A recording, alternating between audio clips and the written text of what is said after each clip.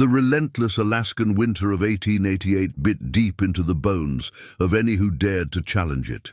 Snow, fine as dust yet heavy as lead, swirled in a furious dance around Jedediah Jed Stone's small isolated cabin. Inside, the crackle and pop of the spruce logs in the stone fireplace were the only sounds, a comforting symphony against the howl of the blizzard outside. Jed, a man whose face was etched with the harsh realities of the trapping life, sun-darkened skin, eyes that squinted from years of scanning distant horizons, and a beard frosted with age, sat hunched over a half-mended snare, his fingers calloused but nimble. He was a solitary man by choice and circumstance. The vast wilderness was his companion, the rhythm of the traps his clock. He'd come to this unforgiving land, seeking a quiet life, far from the clamor and disappointments of the world he'd left behind.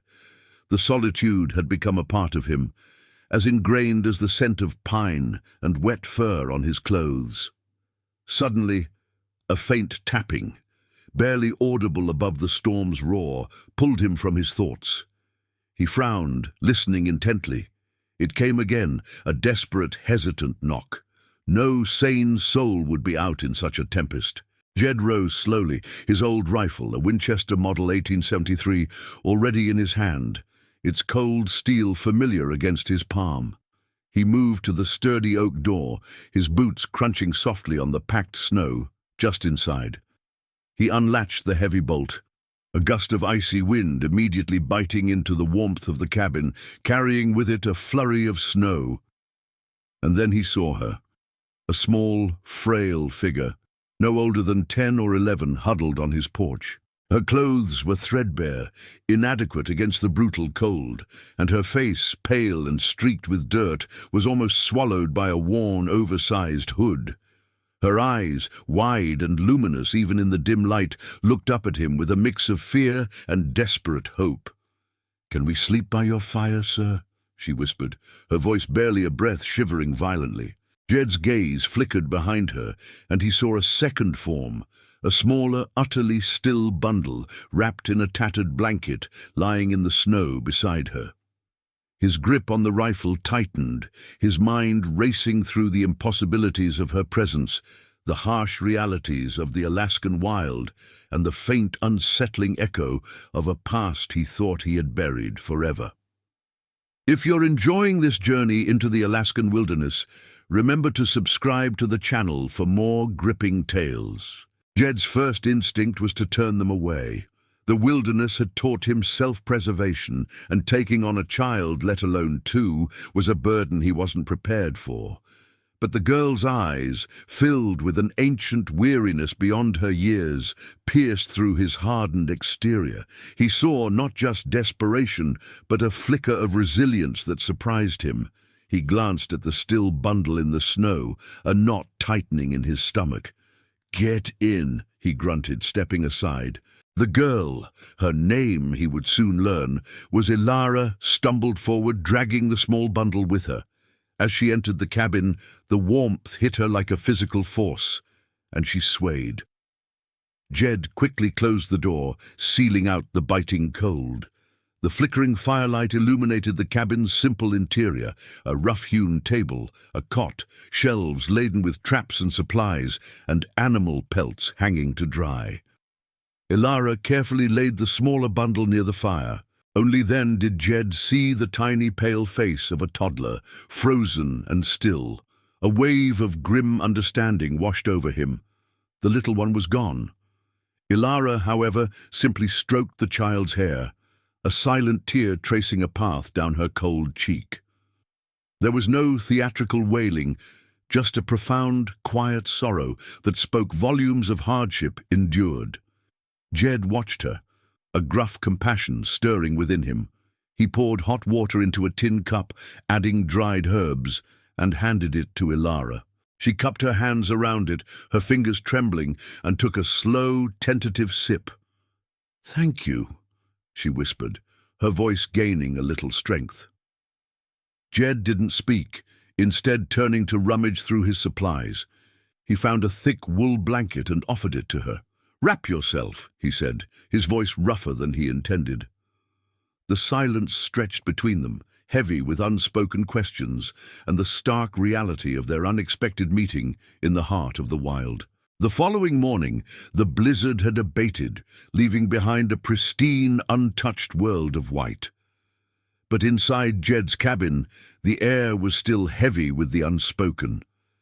Ilara, now wrapped in the warm blanket Jed had given her, recounted her story in quiet, halting sentences. Her parents, prospectors, had been heading south from a remote claim when a sudden early winter storm had caught them. Her mother had fallen ill. Her father had gone for help and never returned. Days later, her mother succumbed, leaving Ilara to fend for herself and her baby brother, Finn. She had walked for what felt like an eternity, carrying Finn, driven by a desperate hope for shelter. Jed listened, his expression unreadable. He had heard similar tales of the Alaskan wilderness claiming lives, but this young girl's resilience was astonishing. He helped her bury Finn's tiny body beneath a sturdy spruce tree near his cabin. The ground softened only slightly by the effort of digging. The silence of the forest was broken only by the crunch of snow underfoot and Ilara's quiet sobs. It was a stark, brutal ritual, cementing the tragedy that had brought her to his door. Over the next few days, a fragile routine began to form. Ilara was quiet, observant. She helped Jed with small chores, gathering firewood, mending old clothes with surprising skill. Jed, for his part, found himself adjusting to the unexpected company. He still kept his distance, his habits of solitude deeply ingrained, but he no longer felt the biting edge of loneliness quite as sharply. He found himself watching her, a flicker of something he hadn't felt in years stirring within him. He saw a resilience that mirrored his own, yet also a vulnerability that tugged at something long buried in his chest. The silence in his cabin had been a comfort for so long, but now a shared quiet, occasionally broken by Ilara's soft movements or a murmured question, felt different. It was a new kind of peace, tinged with the faint, unsettling echo of a past he had tried so desperately to escape. As weeks turned into a month, the bond between Jed and Ilara slowly, imperceptibly, deepened. Jed found himself sharing his knowledge of the land, how to set a snare, identify edible berries, even in winter, if one knew where to look, read animal tracks. Ilara, a quick study, absorbed every lesson with a quiet intensity. She never complained, even when the work was hard or the cold biting. Her gratitude was unspoken, but evident in her diligent efforts and the way she sometimes looked at him, a flicker of genuine affection in her wide eyes. One evening, while mending his worn trapping gloves by the fire, Jed asked about her life before the tragedy. Ilara spoke of a small, close-knit family, of her mother's singing and her father's dreams of striking it rich. Her voice was steady, but Jed noticed the subtle tremor in her hands. He realized she wasn't just talking about her past. She was processing a grief too profound for a child. He found himself offering small comforts, a larger portion of the evening stew, a warmer blanket. These were small gestures, but for Ilara they were monumental. One bitter morning, while checking a trapline, Jed slipped on a patch of black ice, twisting his ankle badly. The pain shot through him, sharp and immediate. Ilara, who had accompanied him, reacted swiftly. Despite her small stature, she helped him hobble back to the cabin, her slender arm providing unexpected support. Once inside, she carefully examined his ankle, recognizing the swelling. She heated water, soaked cloths, and applied them with a gentleness that surprised him. It was then, as she tended to him with such quiet competence, that Jed saw not just a child in need, but a capable, resilient individual. The hard shell around his heart began to crack, allowing a tentative tendril of trust to take root. He realized, with a startling clarity, that he was no longer alone. And perhaps, for the first time in a very long time, he didn't want to be. If you're finding yourself captivated by Jed and Ilara's journey, don't miss out on future stories. Hit that subscribe button. Just as a fragile sense of normalcy began to settle, the harsh realities of the Alaskan frontier reasserted themselves. Supplies were dwindling faster than Jed anticipated. The winter had been particularly brutal, and game was scarce. He knew he needed to make the arduous journey to the nearest trading post, a small settlement called Gold Creek, several days' trek away, to replenish their stores. The thought of leaving Ilara alone, even for a short time, gnawed at him. He'd come to rely on her quiet presence, and the thought of the cabin's silence without her was unsettling. Jed packed his sled, meticulously checking his traps one last time. As he prepared to leave, he saw a look of fear in Ilara's eyes, a shadow he hadn't seen since that first night. "I'll be back," he assured her, his voice softer than usual. "You stay inside, keep the fire going. Don't open the door for anyone." She nodded, her small hand clutching the worn blanket, her gaze fixed on him. The journey to Gold Creek was arduous. The trail was treacherous, buried under fresh snow, and the biting wind seemed determined to push him back. When he finally arrived, the trading post was bustling more than usual, filled with a mix of trappers, prospectors, and a few transient characters. As he haggled for supplies, Jed overheard snippets of conversation, hushed rumors about a group of claim jumpers and desperate men causing trouble in the more isolated areas. He dismissed it as typical frontier talk, common in these parts. However, as he loaded his supplies, a grizzled old trapper he vaguely knew, named Silas, approached him. "Heard you got someone with you out there, Jed?" Silas grunted, his eyes narrowed. "A young un, a girl?" Jed felt a jolt of alarm. How did Silas know? "Mind your own business, Silas," Jed retorted, his hand instinctively going to the rifle slung on his shoulder. Silas just chuckled, a dry, humorless sound. "Just remember, Jed, this land takes what it wants.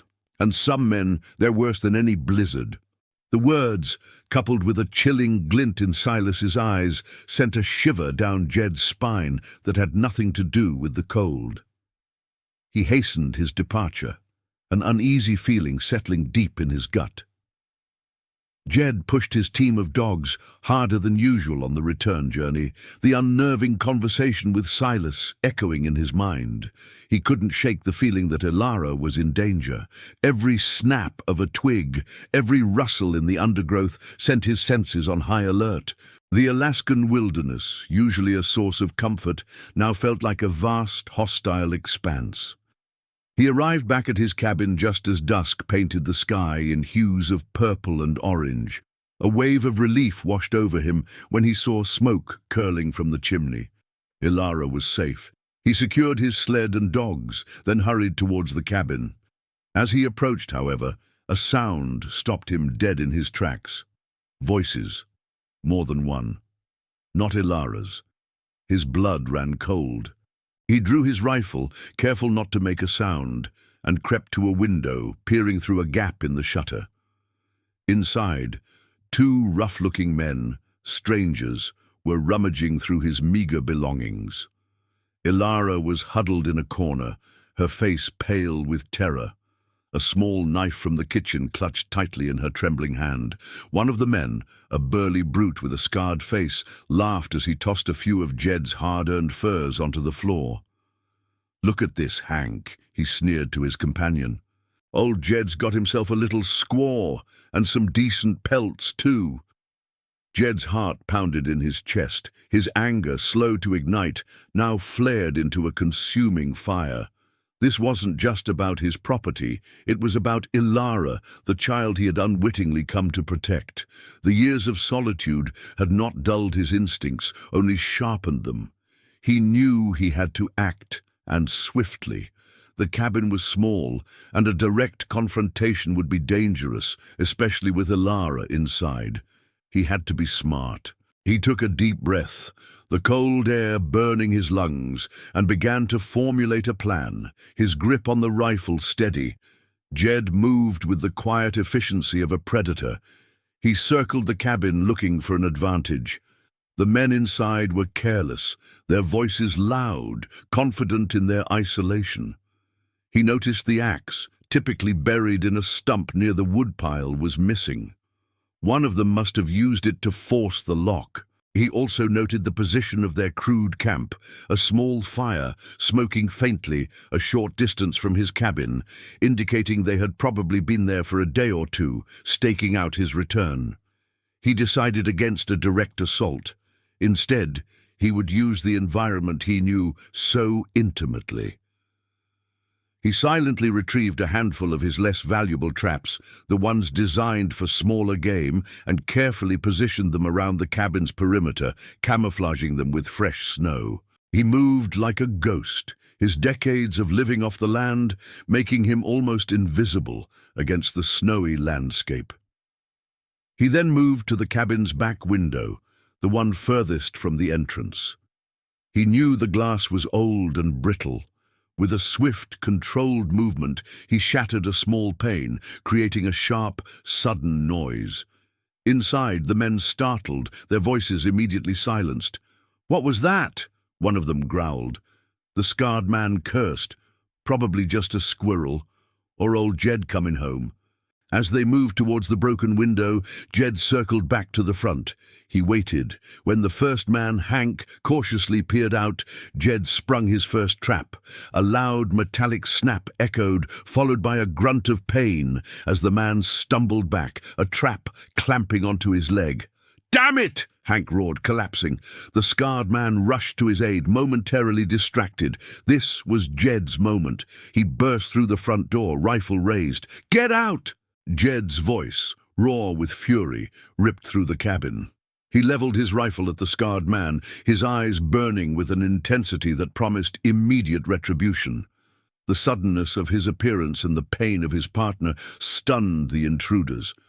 The scarred man, seeing the cold, unyielding resolve in Jed's eyes, knew he was outmatched. He grabbed his injured partner, dragging him towards the door. "We're leaving! We're leaving!" he stammered, fear finally replacing his arrogance. They stumbled out into the twilight, disappearing into the snow-covered woods, their curses fading into the wind. Are you on the edge of your seat? Don't let the story end here. Subscribe to our channel to catch every thrilling chapter. The immediate danger had passed, but the tension lingered in the cabin. Ilara, still trembling, slowly uncurled from her corner, her eyes wide with a mixture of fear and awe. Jed, his adrenaline slowly receding, knelt beside her, checking for any injuries. "Are you hurt?" he asked, his voice rough with concern. She shook her head, tears finally welling in her eyes. Jed, unaccustomed to comforting, simply placed a hand on her shoulder, a rare, comforting gesture. The incident, though terrifying, solidified something unspoken between them. Ilara now looked at Jed, not just as a protector, but as a guardian. And Jed, in turn, felt an undeniable surge of responsibility. He cleaned up the cabin, patched the broken window as best he could, and then sat by the fire, his rifle across his lap, watching the flickering flames. The solitude he had once cherished now felt different, no longer empty, but rather shared. The thought of Ilara being alone, vulnerable, was now an unbearable weight. Later, as Ilara slept soundly on her cot, Jed went outside, his senses still on high alert. He tracked the footprints of the two intruders, confirming they had indeed left his property. He knew such men were common on the frontier, desperate and dangerous. He would need to be more vigilant.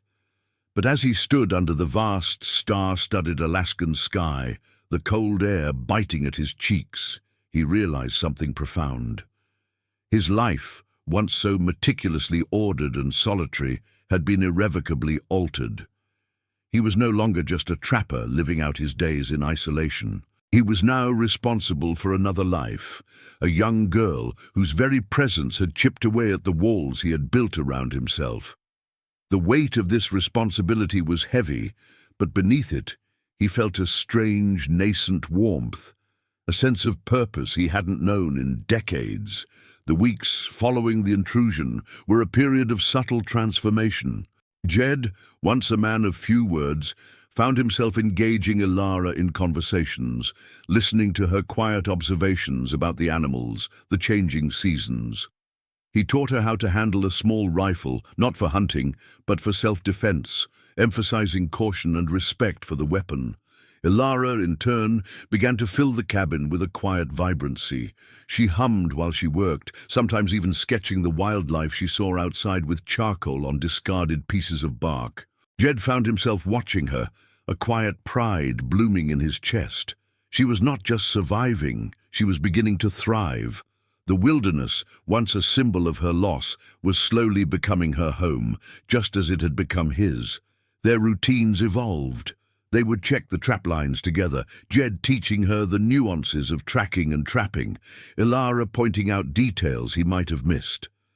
Their meals, once somber affairs, were now punctuated by shared stories or quiet contemplation. The deep winter began its slow retreat, the days lengthening, the sun gaining a little more warmth. Jed knew that with spring, more people would venture into the wilderness. Gold Creek would become busier. He considered his options. He could continue his solitary life, but the thought of sending Ilara away, perhaps to an orphanage in a distant town, felt profoundly wrong. She had found a home, a fragile but real sense of security with him. He realized that his own life, too, had gained a purpose he hadn't known he lacked. The solitude was no longer a refuge, but a shared existence. He was no longer running from his past. He was building a future, one day at a time, with a remarkable young girl by his side. As spring fully bloomed, painting the Alaskan landscape with vibrant greens and wildflowers, Jed and Ilara stood on the porch of the cabin, looking out at the vast expanse. The air was crisp, filled with the scent of pine and thawing earth. Ilara, no longer the shivering waif from the blizzard, stood taller, her eyes bright with a newfound confidence. She pointed to a distant ridge where an eagle soared. "Look, Jed," she said, her voice clear and strong. Jed watched the eagle, then glanced at Ilara. Her presence had softened the hardened edges of his soul. He had started teaching her to read and write, using an old, well-worn Bible and a few tattered books he'd kept. He even found himself telling her stories of his youth, something he hadn't done in decades. The past, which had once been a heavy burden, was slowly being transformed into shared memories. He knew their life wouldn't be without challenges. The Alaskan wilderness was a demanding mistress, and other dangers might still lurk, but they would face them together. He had found a reason to stay, a reason to fight, in the quiet strength and unwavering spirit of the girl who had whispered for warmth by his fire. He had taken her in, not out of pity, but from a deeper, almost forgotten sense of human connection. And in doing so, she had, in turn, brought a forgotten warmth back into his own life. Their future was unwritten, as vast and open as the Alaskan sky above them. But as Jed looked at Ilara, a faint, rare smile touched his lips. He knew that whatever came, they would meet it with the quiet resilience that the wilderness demanded, and with the strength they had found in each other. The old trapper and the orphan girl, two souls forged by hardship, now stood on the precipice of a new beginning, their journey bound by an unexpected, profound bond, ready for whatever the untamed land had in store. Thank you for joining us on this incredible journey through the Alaskan wilderness. If you were moved by Jed and Ilara's story, please show your support by subscribing to our channel and turning on notifications for more inspiring and realistic tales.